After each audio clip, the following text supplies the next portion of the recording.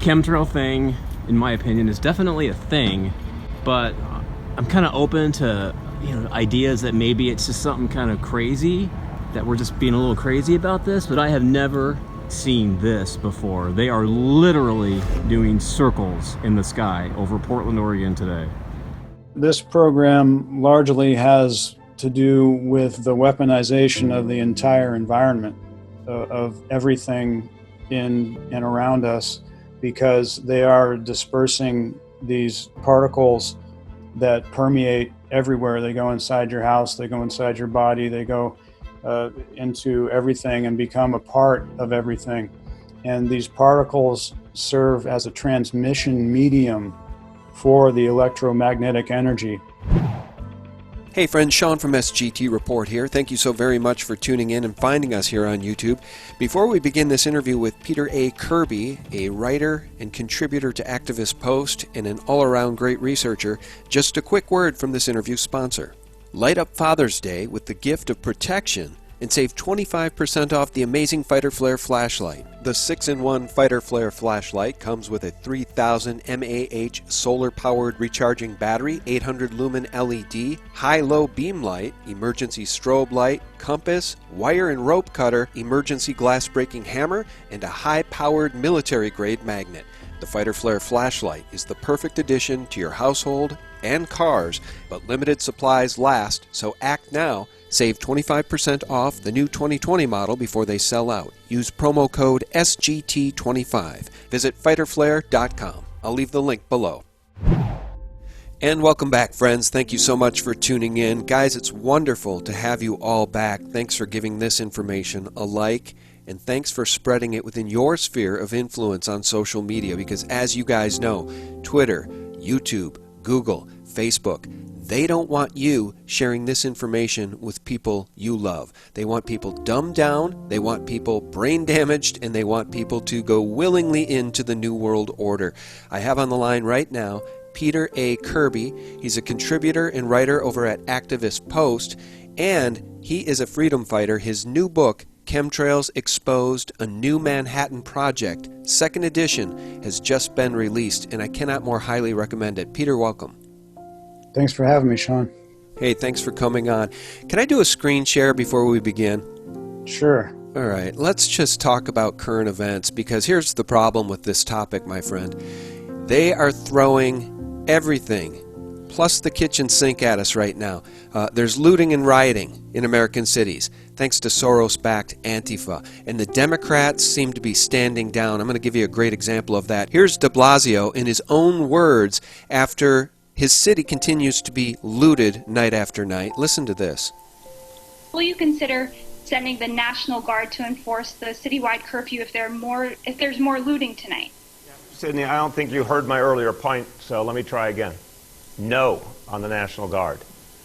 We will regret it if we bring outside armed forces. I'm going to say this as clear as a bell. If someone wants to go and check all the history of what happens when outside armed forces go into our communities, I'm going to ask community leaders and elected officials to back me up unless you think you want to take that chance, in which case I'm going to say you're going to regret it. When you bring in people not trained for the circumstance, but still with loaded weapons and put under horrible stress, really bad things happen. I'm going to pause it right there. And guys, this was shared by my friend The Sharp Edge on Twitter. I retweeted it saying, look, when outside armed forces like Antifa go into our communities, we can see the results. You imbecile, de Blasio. Rioting, looting, and in St. Louis and other cities, murder. They're murdering cops now, guys. Democrats are a disease, and the fine people of New York, in Michigan, in Illinois, in Minnesota must surely see that now. Peter, your thoughts on this, because this is absolute madness. And before we begin on your very important topic of chemtrails, it seems like the globalists are playing every card in their book right now, and they're really coming at us full force. Oh yeah, they're dropping the hammer big time. It's not going to stop until probably after the election, is my prediction, because I think Trump is truly in opposition to this satanic establishment, and they are pulling out all the stops, trying to stop a second term of Trump. They wouldn't hesitate to kill him. They want him to defeat him in the election. It doesn't matter how it happens, but they need him out of the way, because if he has a second term as president, we've already seen the damage that he's done to their agenda in his first term. It's been absolutely incredible, and I applaud the president. But if he gets in for a second term, we know historically that presidents in their second term do even more with the agenda that they're putting forward. And I think a second term of Trump would just mean curtains for the establishment, at least in America. So they're pulling out all the stops, and I really do believe it's going to get crazier and crazier. Well, I don't know how much crazier it can get before people really start to take action on their own. You know, we're seeing in certain cities around the country, we're seeing sheriffs and police department chiefs of police saying, arm yourselves and protect your businesses. And some of these police are warning looters, you're going to get blown away, and I hope you do. I mean, if you're going to enter these establishments, you're going to face armed resistance.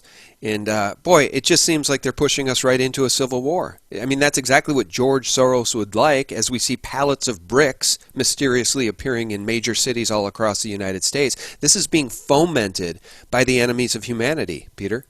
Yes, and we see the media following suit. I've never seen anything like it. In years past, you'd see all politicians and everyone in the media, offering saying, hey, calm down. This is not what we're about. Please stop with this. We don't want the violence. The peaceful protest is fine. That's what America's about. But all this violence and looting, it doesn't accomplish anything. It just makes things worse. But you see the media backing them up. They're like, hey, well, this is what it takes for a revolution, and this is what we got to do to change things. And I'm like, wow, this is incredible. Yeah, incredible, incredibly disturbing. All right, let's talk about your topic. And, one of my fears about the chemtrails topic, Peter, is that there is so much terrible things going on now in the world. And again, they're throwing all their cards at us, that the chemtrails topic seems a little passé, just to the degree that those of us that know about it realize there's not much we can do to stop it. And those who need to be informed about it, well, those of us who know the truth about chemtrailing and geoengineering, we find that many of our friends, neighbors, and colleagues, they don't want to know about it, and they don't believe it's true. They think it's all contrails. I'll do a screen share here.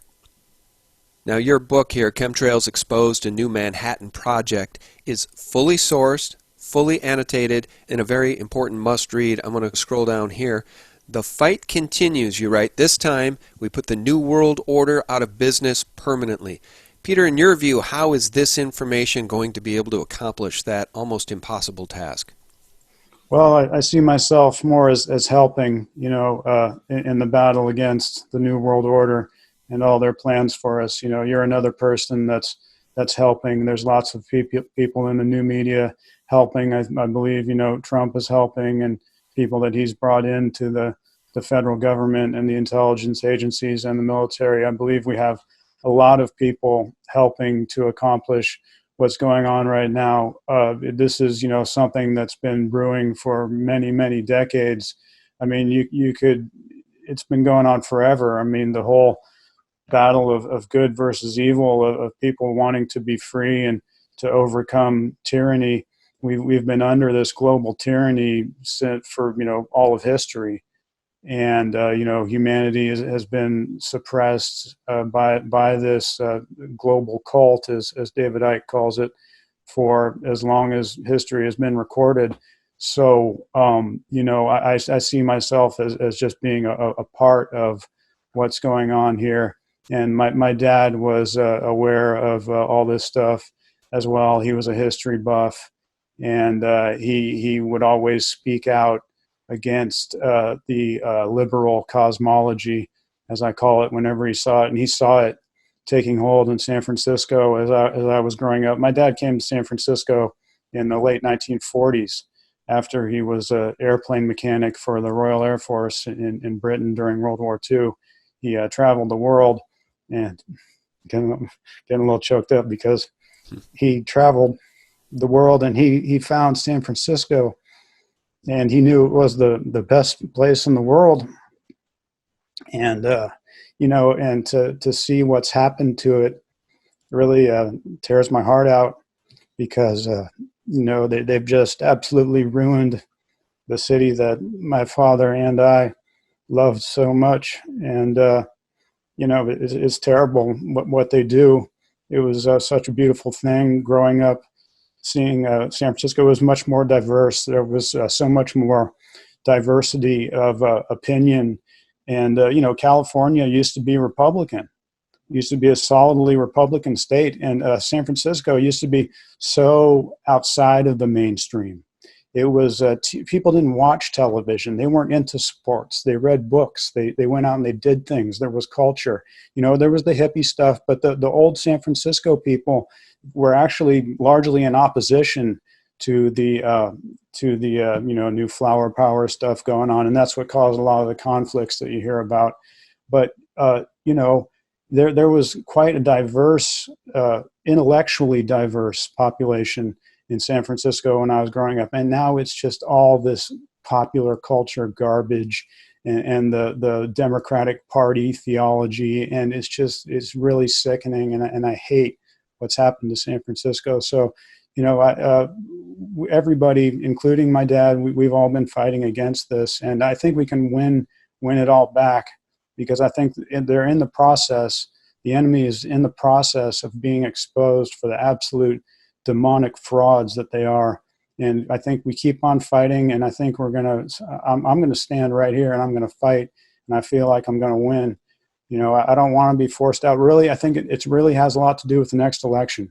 If I don't see movement in this area towards liberty and free thinking and breaking away from the Democratic Party plantation, I'm probably going to move. But I want to stand here, and I want to fight, and I want to win. Yeah, and I admire that. I think we're all feeling that way. We need to stand our ground and fight for liberty, right? Liberty is the key, and the enemies of humanity are obviously aligned against liberty. So, what are they trying to do? They're trying to foment a race war, and if you think San Francisco looks bad now, just wait and see what happens if your Democrat mayor and the Democrat leadership in California allow the cities to burn at the hands of Antifa. Let me show you what's coming, Peter. I think you know this, but these people aren't going to stop. There is no amount that's ever enough for them. Mark Dice shared this, and I just have to play it. It's really quite shocking. Listen to this. Excuse me. Hey, excuse me. I work for Black Lives Matter. Sure. I'm sorry. I work for Black Lives Matter. I'm sorry that I scared you. Okay. But since I work for that company, my CEO has told me to come out today and to bring you on your knees because you have white privilege. So if they see that a white person is getting on their knees, that shows solidarity for the situation. And could you just please apologize for your white privilege? I'm going to pause it there. That seems like a parody because, okay, he says the company I work for and my CEO said. All right, I don't know if that's a parody or not. I actually think she looks fearful. I think it's actually legitimate. But my point is this. If the power of the New World Order, if these people get into power and they have a global government, they will soon be demanding the same thing from Christians. Renounce Jesus Christ, they will command. So this is no joke. What we're up against is truly a fight for humanity, the very soul of humanity. It's more than just a fight for our personal liberties here in the United States. This is a fight for the very future of humanity, Peter. Yes, it absolutely is. It absolutely is. It has everything to do with the technologies that they've been working on. They saw this technological revolution coming a long time ago, and they had their futurists and their thinkers, go about figuring on what they're going to do with all this new technology. And, we see San Francisco and Silicon Valley, the center of all this technology coming out. And they're going to use it. I mean, they've been using it. I think the 5G was the last linchpin in this whole thing. I mean, you saw them complete the 5G network. As soon as they did that, all hell started breaking loose. And they're coming, man. They are dropping the hammer like right now. I mean, this is it. Yeah. All right, we're going to go back to the screen share, and you tell me where you want to begin. My first thought is to give us a cliff notes on the book, except we want people to purchase the book, read the book, and share the information. Chemtrails, to me, is one of these topics that's so big, I don't ever know where to start. I've talked about it with Dane Wigington. Geoengineering is sort of his specialty. I've talked about it with many people. Chemtrails, you're calling it a new Manhattan Project. My question is, who's funding the new Manhattan Project? Is it the deep state? Is it the military? Is the military still controlling all of this? If Trump is in control of the military and chemtrails are bad, why are they continuing? Tell us where you think we should begin, because honestly, this one is overwhelming for me.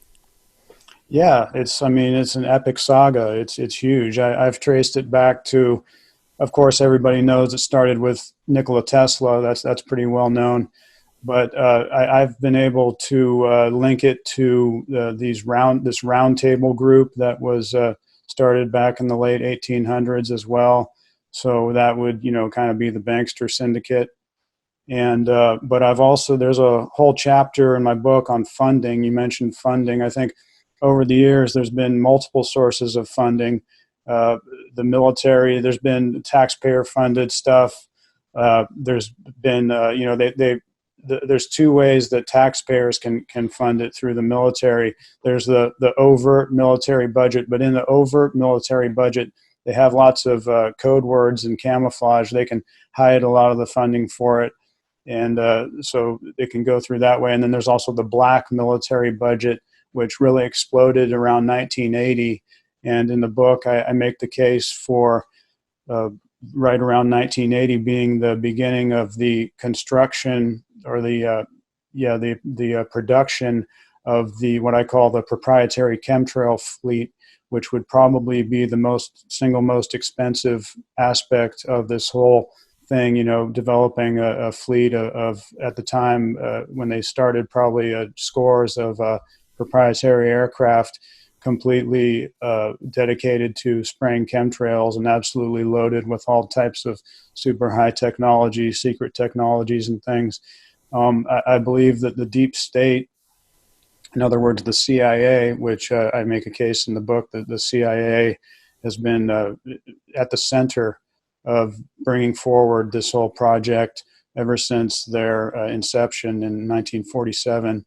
The CIA has had lots of money available for funding this through their global narcotics racket. I make a case for that. We saw the CIA funding Operation Gladio and it was the late 40s, I believe, on through the 50s, even on into the 60s. And so, they have been using the profits from their drug trade to perform these crimes against humanity, and so they may be funding it that way as well. There's some other sources of fund. Oh yeah, there's money that's just missing.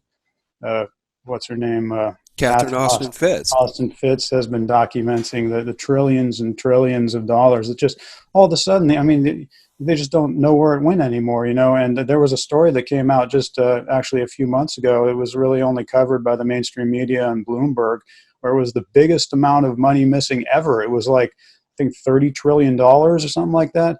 And, it was just one mainstream media news article and, we lost $30 trillion, the Pentagon said, and, that's kind of swept under the rug. Most people didn't even hear about this. That type of money, those kinds of amounts of money could, propel the entire project throughout the decades. So there's plenty of ways that this whole thing could have been funded over the years. Well, absolutely. And one of the things I've been saying lately, Peter, is that it sort of feels like the globalist cabal, the Rothschilds. Look, I made a video not that long ago called Rothschilds, Trillions, Quantified, I think is what I called it. And just based on the data of the wealth that they had by their own admission 200 years ago, and just based on the wealth of just one family member, in simple compound interest at 7 or 8%, the wealth grew to over 200 trillion. Okay, conservatively speaking, we have to remember these people own the printing presses all over the world. They own the central banks. They manipulate markets. So obviously, they've made a lot more than 7 or 8% interest on their money. So here's my point. Sometimes when we hear about the trillions being looted from our own government, it feels like they're calling in the debt. Right? It feels like if we the people are collateral on this phony, funny money, on the debt. They're calling in the debt, and we the people are the collateral. That's sort of what it feels like. It feels like we're in this hideous, almost hopeless situation because these people have so much power. Now I'm hearing from some in the Q community that the Rothschilds have been neutered and the Patriots are in control. What's your view on all of that as it relates to chemtrails, as it relates to Bill Gates pushing a vaccine agenda, as it relates to all of the real problems we still are facing as Americans and human beings? Yes, my research does indicate that the Rothschilds have been funding and shepherding the New Manhattan Project throughout the decades, but they don't do it directly. My research indicates that they've been using largely the Rockefeller family as a buffer. You know, this is what they do. They like to create degrees of separation between them and the programs that they fund. And I have established quite a bit of evidence for the Rockefeller family being the family that they have used to propel the New Manhattan Project throughout the decades. And as far as current events goes, it appears to me, I'm not an expert on finance, but I follow the news, obviously.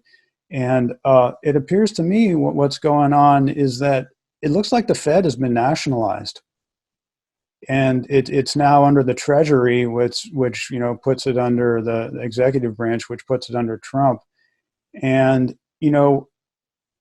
it's amazing to me how little resistance the Trump administration and specifically Trump offered when these bills came through, where they're like, oh, we're just going to give you $1,000 a month and, $2,000 here. And, we're just going to give you all kinds of money here. Take it. It's free money.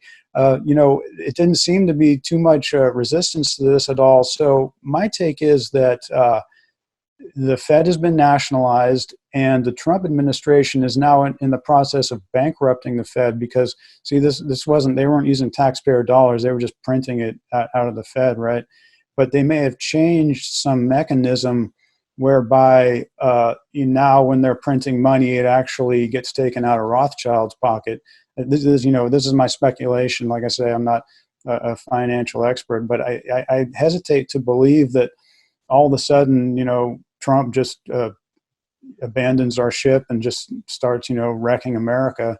Because, if the same mechanisms were still in place that have been in place over the years and they just started doing that, well, then we'd see hyperinflation and it would be terrible for the U.S. dollar. But actually, the U.S. dollar has been holding up pretty well. It actually went up. I've been monitoring the U.S. dollar because I think it has a lot to do with cryptos, which is, I'm invested in some crypto. Mm-hmm. And the U.S. dollar has been holding up quite a bit. It might start tanking now. I kind of hope it does because cryptos will go up. But that's what it appears to me. I mean, it looks like we're actually wrecking the central bank system right now, at least here in America. All right. Well, we'll see, and we'll turn back to the focus of our conversation here, which is geoengineering and chemtrails. But I just wanted your opinion on that because I've talked to many experts in the world of economics, and not one of them see a silver lining in this. Okay, I've talked to people like Peter Schiff. I've talked to people like Mike Maloney, people like John Titus. I can run down the list. Mike Krieger. Nobody sees the silver lining of a Fed being nationalized and somehow this ends well for the people. But I hope you're right. It's largely speculation. Those guys know. I know. And I pray. Look, I keep praying and I keep asking President Trump, when will Soros be arrested? Arrest Soros now, okay? Another one of these henchmen for the Rothschilds, just like the Rockefellers, and a key funder of Antifa terrorist activities. All right, let me do a screen share here because, again, I told you I'm somewhat familiar with this topic, whether it's a force multiplier, owning the weather in 2025. This is an Air Force document, and it was, I think, released at least publicly in 1996. So here we have the U.S. military saying, look, we need to own and control. We need to be able to manipulate the weather to our own ends, because if another nation beats us to the technology first, then we're screwed and they'll own the weather. It's those who own the weather can own the world. Those who control the weather can control the world. I think there's a quote actually in your book that I read where somebody had said that.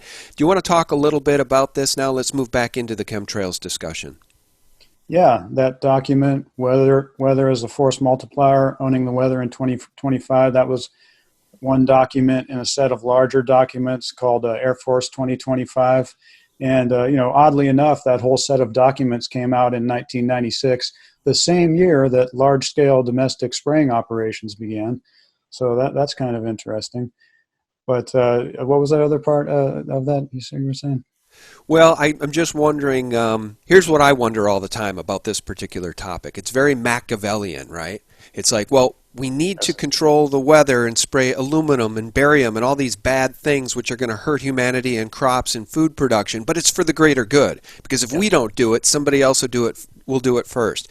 And that's the key to this stuff. At the end of the day, in my view, it's all completely evil.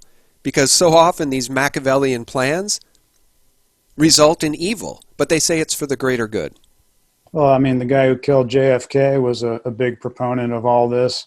LBJ, he's on record many, many times talking about how we must control space and we're going to control the weather. And I have a quote from General George Kenney as well, saying that whoever can control the weather will control the world. This is something, a recurring theme going on. And of course, that also plays into this idea that the Russians are going to do it first. So we got to do it. And, Sputnik in 1957 was a big catalyst for the new Manhattan Project and all types of large military programs as well, because, hey, the Russians, look what they just did. The Russians, it's always the Russians. They're supposed to be so concerned about the Russians when they can't even, get their economy straight. And, I remember I was worked in a camera shop for some years, quite a while ago.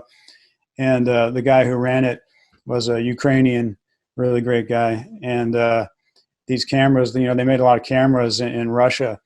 And the Russian cameras were always the worst. They were the worst cameras. They were just really poorly made and very inefficient and all this. They made good rifles, the Kalashnikov, but they sure couldn't make a camera. And I have a hard time I have a hard time seeing that the Russians have been such a huge, tremendous threat to us over the years. I think their whole nuclear arsenal over the years has been largely exaggerated.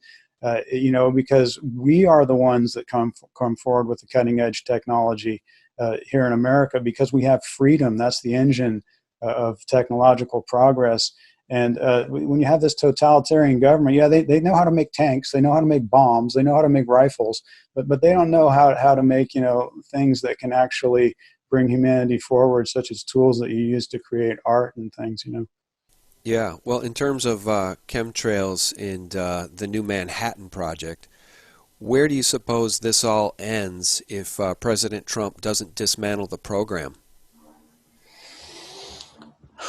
I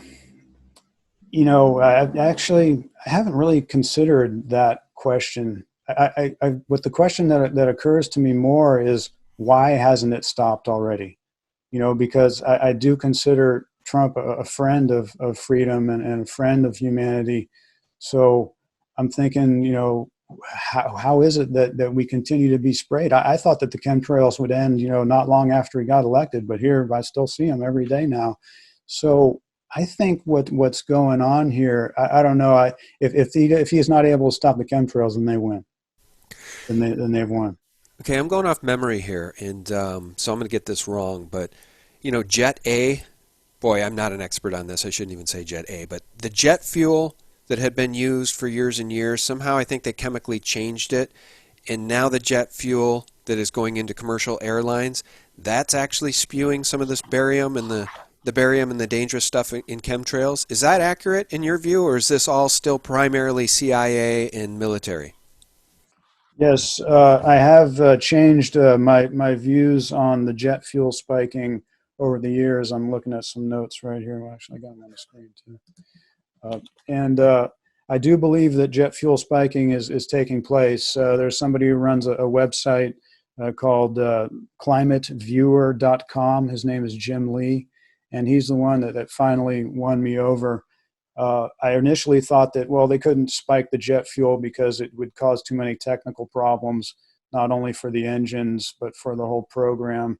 But I've come to see that there's just so much evidence here that some type of jet fuel spiking is going on, that I believe it's incontrovertible. And, it's kind of like you can have just like it's like a fuel additive. You put fuel additives in your car, right?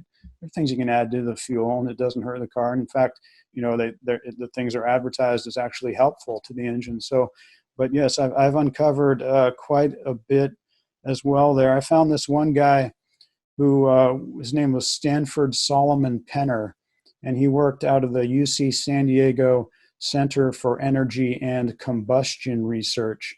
He was a proponent of the theory of man-made global warming, and he wrote multiple papers on how you spike jet fuel to increase the amount of particulate matter in the atmosphere from the exhaust of the jets.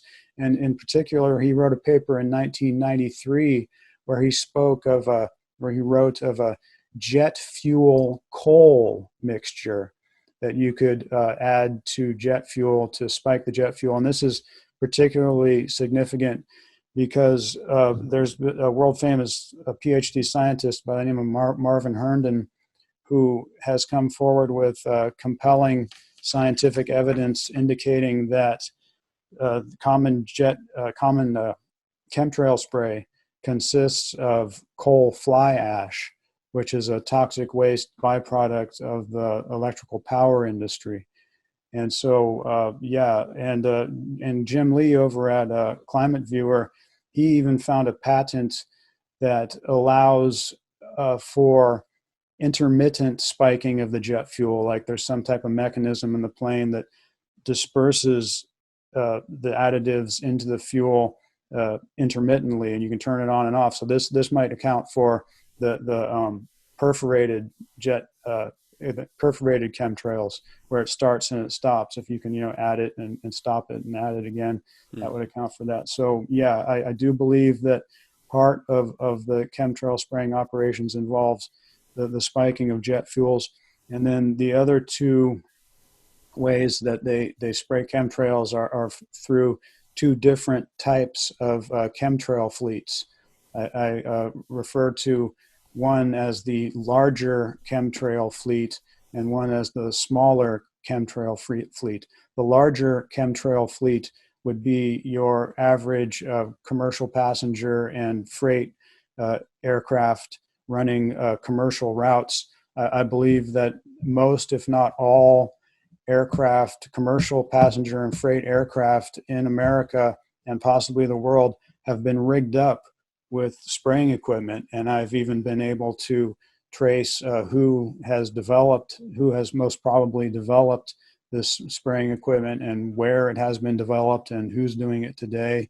So I have a lot of evidence there. That's the larger chemtrail fleet. And then the smaller chemtrail fleet would be a fleet that I've been writing about for some time now, which would be a proprietary fleet, as I mentioned before, a fleet that's dedicated to specifically spraying chemtrails and lots of them and big ones and they can go wherever they need to go at a moment's notice and provide lots and lots of chemtrail spray. So they would be the most effective fleet out of all these ways to disperse the chemtrails. Is that Evergreen? I'm going off memory here, but CIA? Evergreen, I do believe, is involved. There's plenty of evidence for this. They were the recipient of not only Intermountain Airlines, which was a CIA proprietary aircraft that was broken up after the Church Committee hearings of 1974. They are on record as having acquired Intermountain Airlines and the Intermountain Maintenance Research Intermountain the maintenance facility down in Marana, Arizona, the former Pinal Air Park. And they're on record as having received, I believe, about 20 planes through the deal. It was a complete sweetheart deal where they paid like $3 million, but the net worth of their company went up by about 25 million. And but then also over the course of years after they made that deal, they must have increased their fleet. I think it's in the book where they ended up having like 100 airplanes, where the original deal was only for 20 or so. And Evergreen, yes, it appears that their maintenance facility down there at the former Pinal Air Park in Marana, Arizona. They were most probably retrofitting aircraft for this new Manhattan project.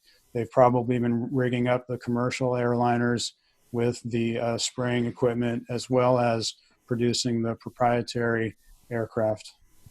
Let me ask you this, all right? Just give me a second to process this. You may want to just take notes here because I'm going to throw a lot at you. Right. I want you to consider 5G. I want you to consider UN Agenda 21. I want you to consider falling crop production, right? I want you to think about food shortages. And the reason I'm bringing all that up is that I want to ask you about the multifaceted purposes of this program, right? Now, if we go back to the beginning of our conversation, their Machiavellian reasoning was, we need to control the weather before the enemy does. However, if the deep state is in control of our government and this technology, then we the people are the enemy. So, when they tell us there are no chemtrails, there is no geoengineering, but then they come out and say, well, yes, there is some geoengineering going on. We've heard it from Harvard, I believe Yale, other institutions of higher indoctrination admit to this stuff. They say it's to try to curb global warming. But now we're finding out that these chemtrails are trapping the heat in, thereby promoting and propagating their official story that there is global warming. And so I can see how this can be used for a number of different things, not the least of which is electrifying the atmosphere, to use that as a weapon. Do you want to talk about the weaponization of weather on the back of this program? Yes. This program largely has to do with the weaponization of the entire environment, of everything in and around us, because they are dispersing these particles that permeate everywhere. They go inside your house, they go inside your body, they go into everything and become a part of everything. And these particles serve as a transmission medium for the electromagnetic energy. So in this way, they have these particles that they can manipulate in absolutely everything. They hit it with the electromagnetic energy, and in that way they can produce results in everything. So it's I believe it started as a weather modification project, and over the years that has been a central theme and continues to be a central theme of the new Manhattan Project, the whole weather modification angle. But over the years, as it became more sophisticated, they started realizing that this can give them total control over everything. Not total control, because I still believe I'm a free human and I make my own decisions and things, but they're working on it.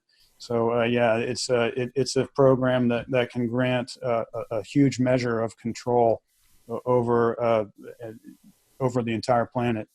Well, you mentioned Jim Lee earlier, and I'm familiar with his work, and there were other YouTubers doing great work. Remember when we had those California droughts, and then we saw the 5G fires? Well, I shouldn't call them 5G fires, but let's just call them the out-of-control fires in California that were in large part caused by Rothschild-owned PG&E, fact, for which nobody ever went to prison from that company, PG&E. There was a lot of work being done by researchers showing how HAARP and maybe chemtrails were being used to prevent precipitation in California, thereby making this drought even worse and the fires more explicable and logical, right? Because PG&E doesn't want you to know they're causing the fires. The powers that be want people to think that the fires are just happening because there's a drought. It's so darn dry. But boy, isn't it interesting how these fires gut neighborhoods in suburbs where they don't want people living. If you look at the UN Agenda 21 map, they want to re-green pretty much the entire United States and herd us all into big cities. That's the UN Agenda 21 policy. They don't want us having access to natural gas, gasoline for our cars, coal. They want us living like 16th century serfs on their plantation. So in my view, this program that you're describing, again, can be used for nefarious purposes, and unfortunately I think it is. Oh yeah. Oh yeah, the chemtrails, at least here in California, and probably throughout the entire nation, and wherever chemtrails are being sprayed, are definitely making the fires worse. There's only, I don't know exactly, it's hard to gauge, but being that, let's say, 10 to 15% of the population is fully aware of the chemtrail phenomenon, it's easy for the government and the media to just completely not even address the issue as to what the root cause of what all these fires are. And I do believe the root cause of these fires is the chemtrail spraying, because there's multiple ways that the whole forest becomes more prone to explode in these tremendous fires. First of all, they're using this material that sucks up the moisture and denies rainfall. Little bits of water agglomerate onto the little particles, and they don't let go. So the atmosphere is much drier, and trees and bushes and shrubs and things, they need that moisture in the air, not only in the ground but in the air, to really thrive and be resistant to fires and things. So they dry out that way, and then when they dry out, there's these bark beetles that come in and start feasting on them. So that just exacerbates the problem. And then also, being that these particles are all over everything, it appears to me that when the fire does happen, it creates everything's dry, and then the particles and everything make it worse. And Marvin Herndon has written a paper about how when they spray chemtrails, it allows for more UV radiation to come through, and that burns he has pictures of a tree on the side that receives most of the sun. It looks like it's been singed by some type of flame. Mm-hmm. and so the whole environment is just so prone to just going up in flames. And this angle, the real root cause of what's going on here, is not being addressed at all. So if the aluminum and the barium and the other stuff is falling from the sky, and the plants and the trees are soaking it all up, it's making a tinderbox in our forests and in wooded areas. How about in we the people? If this stuff is in us, if aluminum is now in us, does that make us more conductive to the weaponization of things like 5G? Do you have a concern about 5G? Yes, I am concerned about 5G. Absolutely. I'm not an expert on this. I do have a science advisor who is an expert on electromagnetic radiation. Thank God for her, because she's helped me out with so many things, and she'll tell you that yes, this is a grave danger to us as a species. And my research indicates that there's been quite a bit of documentation for us being manipulated by electromagnetic energy, even without these little particles everywhere, which most probably aid in our manipulation. Even without these particles, electromagnetic energy can manipulate all of your bodily functions. It's well documented. I have there's this one doctor in particular. Let's get into him right now. Dr. Michael Persinger, up there at Laurentian University. He has written extensively about the biological manipulation of humans with electromagnetic energy. Not only can it influence your thoughts and feelings, it can influence all of your bodily functions.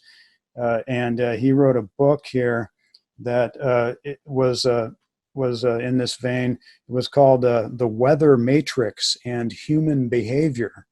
It came out in 1980, and this is one of the juicy nuggets I wanted to go over, so let's go over it here.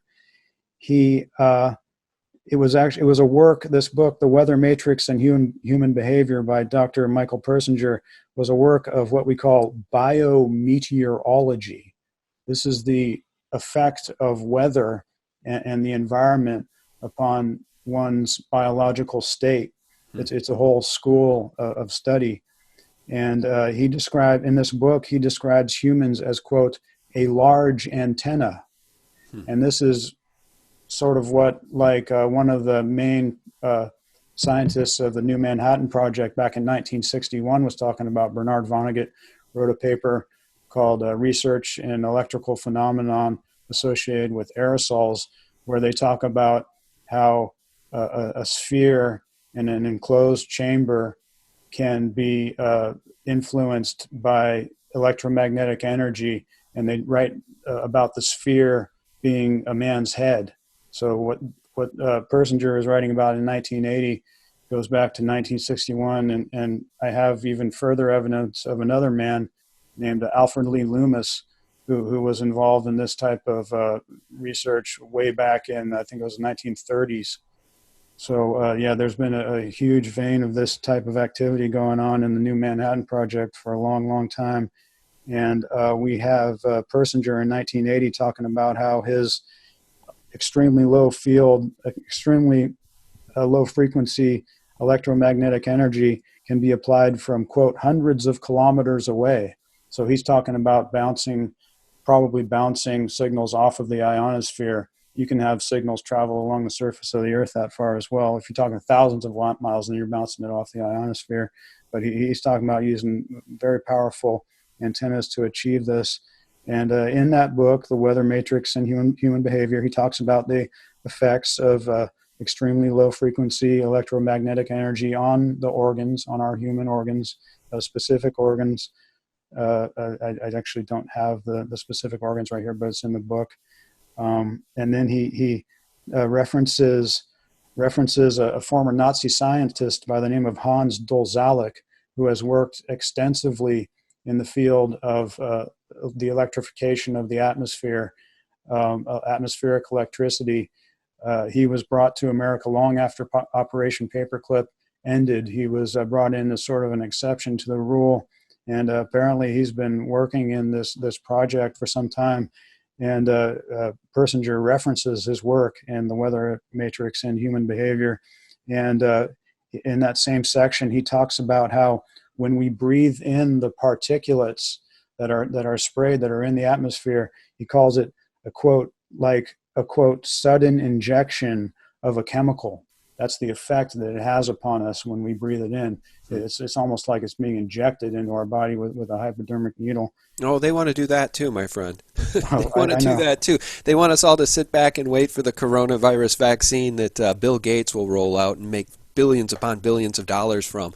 And of course, the mainstream media paints him as some sort of white knight, some sort of genius, some sort of benefactor of humanity. And as I've said so many times before, Peter, if the people in control of this world were benevolent instead of malevolent, the world could be an Eden.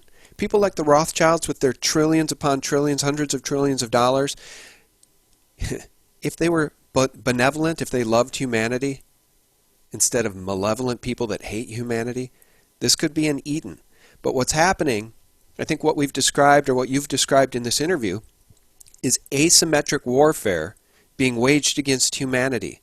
Now, we all grew up watching movies about World War II and Vietnam, and we all know what actual wars look like.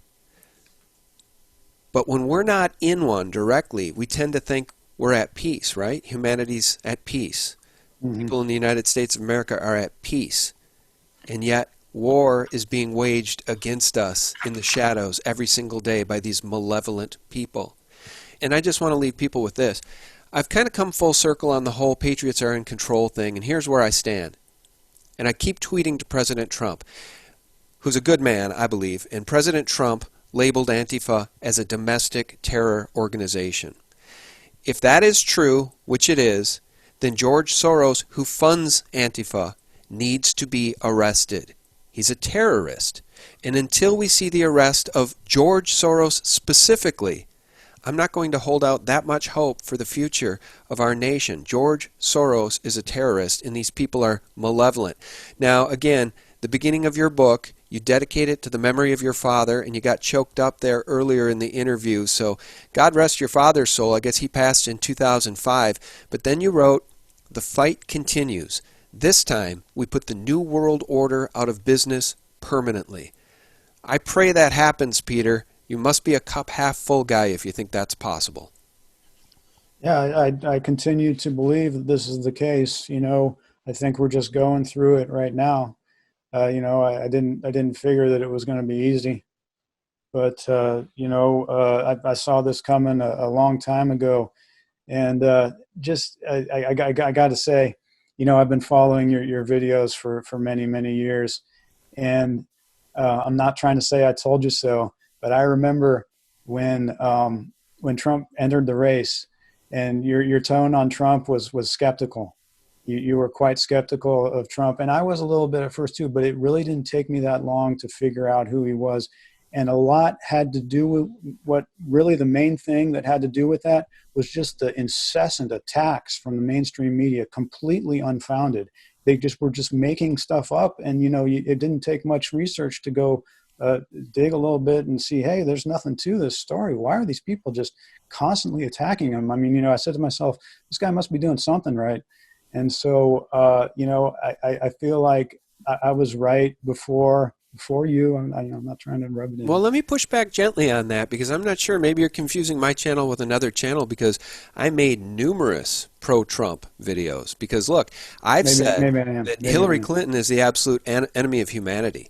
Oh, that was She is a deep state puppet.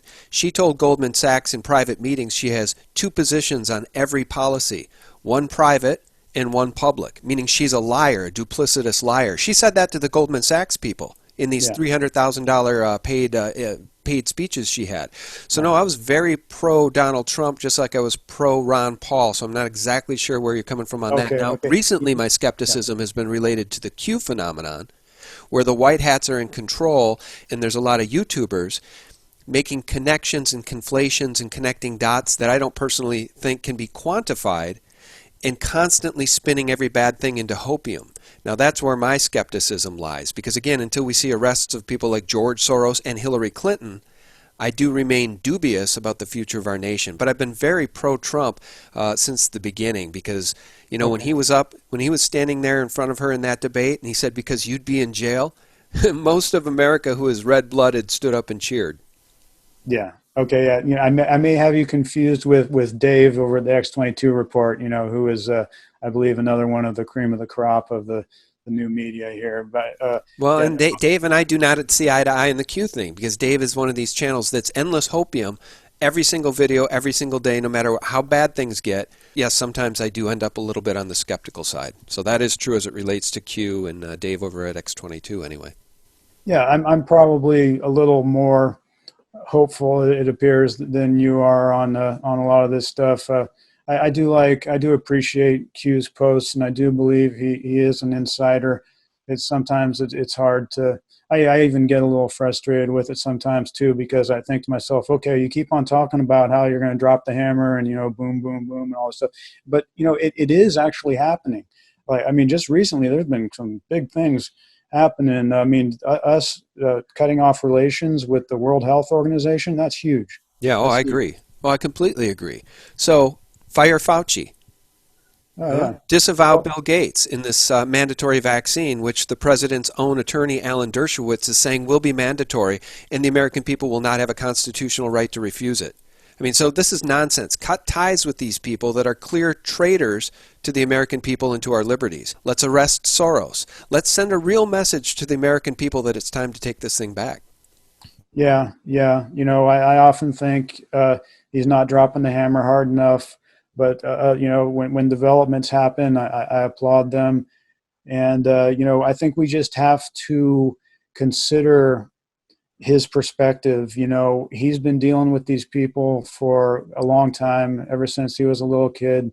And I think it's made him, he's incredibly intelligent. He's probably smarter than you and I. And yeah, you think?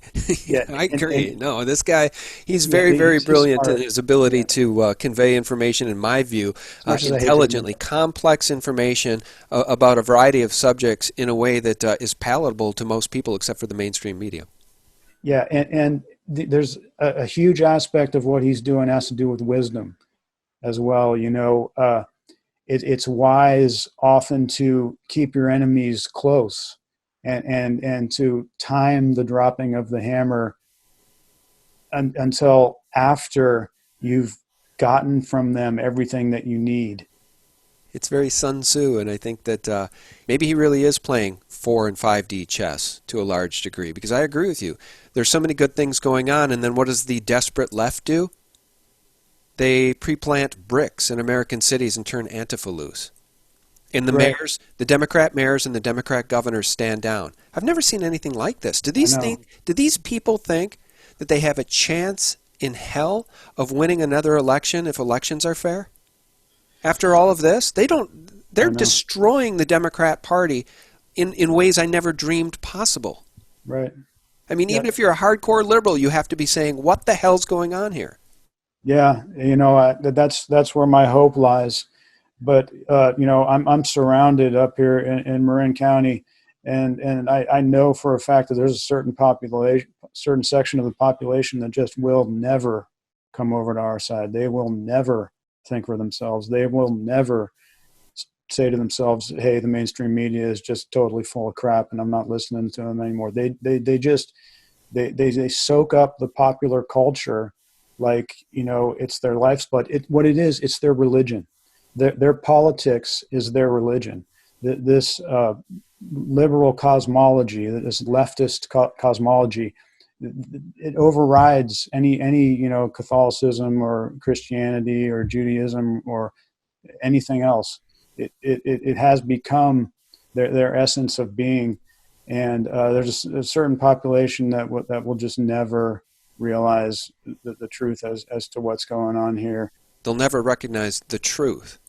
And it's really the spirit of the Antichrist that has embraced the left. It truly is, right? They worship at the altar of abortion on demand, and they foam at the mouth over that topic, thereby meaning that they also hate Christians and they hate Jesus Christ, right?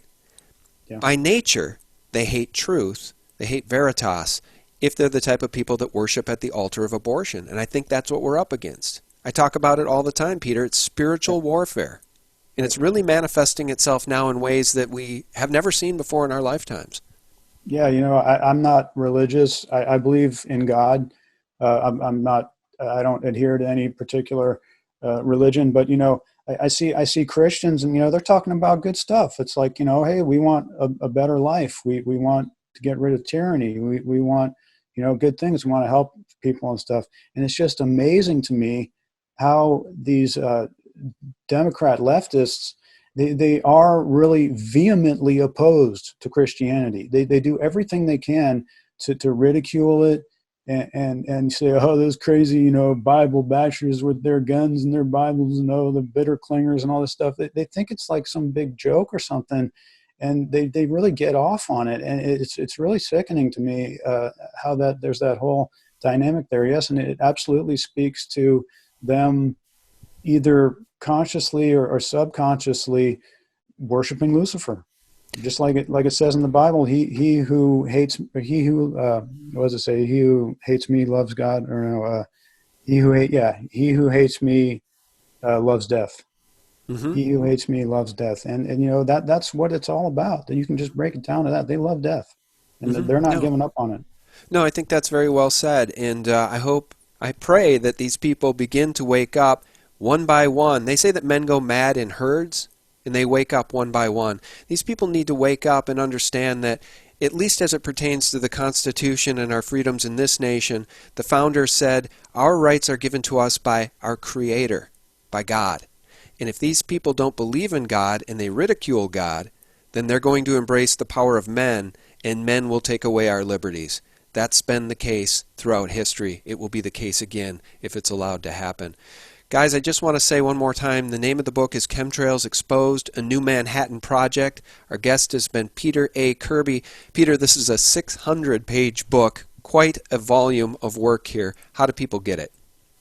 It's available exclusively at Amazon.com. I'm very proud of it. It's really the fulfillment of a mission that I've been working on for about 10 years now. The first edition was kind of like a preliminary work. This is fully filled out. I feel like I've done all the research. The only thing that's left to do is to turn it into a chronological narrative, which of course would take more work with special collections and research in the Library of Congress and things like that. So that's good. If I'm going to make a third edition, it's going to take more funding, and I need people to buy the book if this research is to continue. But it's available exclusively at Amazon.com, and you can also go to my website, peterakirby.com, and sign up on my email list. I put out articles on activistpost.com. Pretty much anytime I have some juicy new material, I put it into an article. But there's plenty of stuff in the book that's never been put into any article. It's kind of like filler material. I'm kind of hesitant to call it filler material, but it fills in the story. It wasn't necessary that I would write an entire article about it. So I try to put out articles appropriately. But there was lots and lots of really great material that went into the second edition that has never been published in any article on activistpost.com. But it's available on Amazon.com, and my website is peterakirby.com, where you can sign up on my email list. All right. Excellent. Well, my friend Spiro Skoros, he contributes over there to Activist Post. We have people like you, so many great people doing great work, people who aren't part of these New World Order think tanks, who aren't part of the non-governmental organizations sponsored by George Soros, who aren't members of the Council on Foreign Relations in the crooked mainstream media. People like Peter Kirby trying to move the needle and push that boulder up the mountain so that hopefully we can get to the other side, which is liberty and freedom for humanity once again. Our guest has been Peter A. Kirby. Thank you, Peter. Oh, thank you so much. My pleasure. And guys, thank you so much for tuning in. Thank you so much for giving this a like. It does, believe it or not, help us a little bit with the YouTube algorithms. If you give our content a like, spread it within your sphere of influence, because YouTube is no longer recommending SGT Report videos. And for real news, guys, you can find us directly every single day at sgtreport.com, the antidote to corporate propaganda, 24/7. God bless you one and all. Bye-bye. Now, some of y'all remember Dan Brown. He wrote a book called The Lost Symbol. The Lost Symbol was actually a Masonic Bible that was bound beneath a magic Apollonian square at the testes of the obelisk. And they believe that by putting the Bible under the Apollo square, that it's being bound beneath a 666 grid, and therefore they're constraining the power of God. Mm-hmm. So that the power of God delivered through the Bible cannot be exercised in the city of D.C.